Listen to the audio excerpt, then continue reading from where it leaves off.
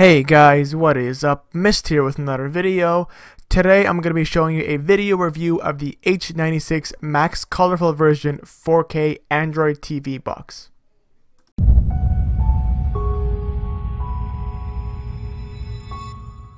To all my new viewers out there, if you guys are not yet subscribed, just look below the video, click on the red subscribe button, and then click the little notification bell so you guys will get notified for all future videos for everything I post. It's gonna be great.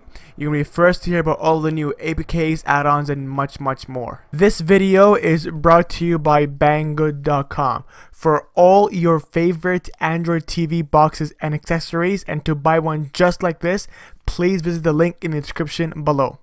Okay guys, so the H96 Max Colorful version is a 4K box that has a Cortex A53 quad-core processor with a Mali 450 GPU with 4 gigs of RAM and 32 gigs of storage running Android 7.1. It does support Bluetooth devices and Wi-Fi on both 2.4 and 5 GHz, and it comes with all your usual accessories like your HDMI, power cable, remote, and quick instruction manual to get started with the box. Now guys, looking at the box itself, it's a completely full plastic body with a glossy top. The sides are not glossy, it's just striped plastic, and like the name says, this is the colorful H96 Max 4K. Looking along the sides, you have a USB 3.0 port along with two USB 2.0 ports and an SD card slot for expanding storage, and along the back you have Ethernet, HDMI, USB power, and AV, as well as SPDIF. Taking a look around the box, as you guys can see, it is completely plastic, so it's not, premium build quality like you would see on other boxes. And of course, along the bottom, you have rubber feet to protect from its surface, and the quick specs of the box itself. Once you first turn on the Android TV box, it's going to walk you through its setup. In the setup, you go through the language, you choose your screen zoom, Wi-Fi, and or Ethernet, and then it shows you what the launcher looks like by default, and then it takes you to welcome, which is the final step to hit confirm. Once you hit confirm, you'll be greeted to the default blank launcher for this Android TV box. But what I did is I went ahead and installed my own apps like benchmarking apps, third-party apps, games, and much more to show you exactly what this box can do. Along the bottom row is basically your customizable row. You can go ahead and add shortcuts to all your favorite apps. So anything you use a lot, I would add it down there in the bottom row.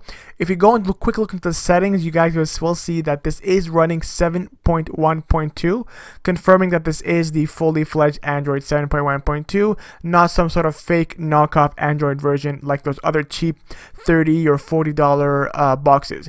It comes with the full version of the Google Play Store, so you can install any app you want, and you can also install third-party stores like Aptoid. Now jumping directly into the bench scores, here are the Geekbench 4 results. It got a single core score of 510 and a multi-core score of 1437, and Antutu it got 5094. Now we're going to go ahead and test a couple videos over my local network and off a USB drive attached to the box. This first video I'm playing is a 4K video at 30 frames per second running locally off a USB drive attached directly to the Android TV box. As you guys can see, it seems to play with absolutely no stuttering and absolutely no buffering. Next video here is a 1080p HD video which plays just as smoothly. Since it already played the 4K video, you would assume it's going to go ahead and play 1080p just as smoothly, no buffering and no stuttering at all. Now what I'm going to do here is this was the files playing locally off a hard drive on the Android TV box. What I'm going to do is I want to play the exact same files over my local network. So this is me running the exact same video file off my FreeNAS server, which is on my local network. So it's actually running this over my network. These files are not locally to the device. And as you guys can see, while trying to run the exact same 4K video over my local network, it did seem to have a little bit of trouble in the first maybe 15-20 seconds, but when it started buffering a good amount of video, it looks like it went ahead and played smoothly. So I think it could be an issue with the actual network at the moment, or of course the video size and quality, but it still plays 4K over local network with no issues.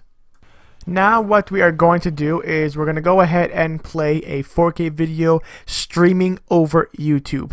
Now guys, streaming over YouTube is going to be different than streaming over a local network because YouTube sometimes will lower the quality and won't give you the max quality depending on what kind of TV or setting you have. In my case right now, it was able to stream 4K video over YouTube with absolutely no issues, no buffering, and no stuttering. So for those guys who have a 4K TV, you will have absolutely no issues. Now let's take a look at gaming. Since this does have 4 gigs of RAM with 32 gigs of storage, you should have no problem playing all your basic Android games. Now this is Real Racing 3, which I did seem to have some trouble at the beginning. It did not pull the full 30 frames per second.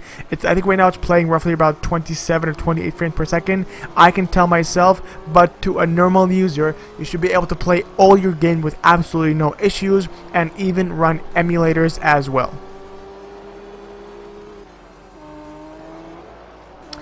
Now guys, in regards to all these third-party apps like Mobdro, Terrarium, LiveNet TV, all of them work absolutely no issues.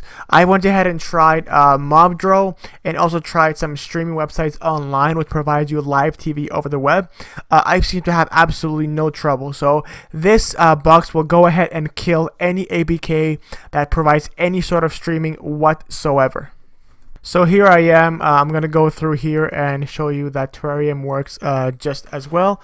It pulls up sources just as fast and it plays it just as well with absolutely no issues.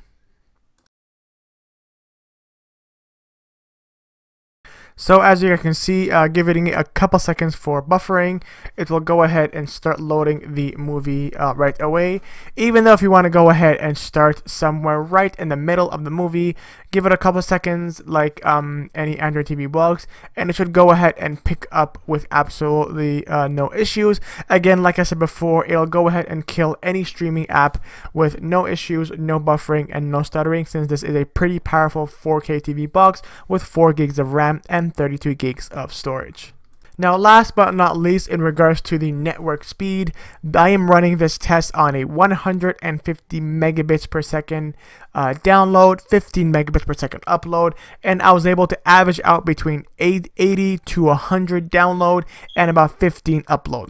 So since this box seems to be maxing out at 100 megabits per second, that should be fast enough for most people and most average people out there with this box. And there you guys have it. This was a video review of the H96 Max 4K Android TV box running Android 7.1. If you guys want to buy this and pick it for yourself, make sure to visit the link in the description below.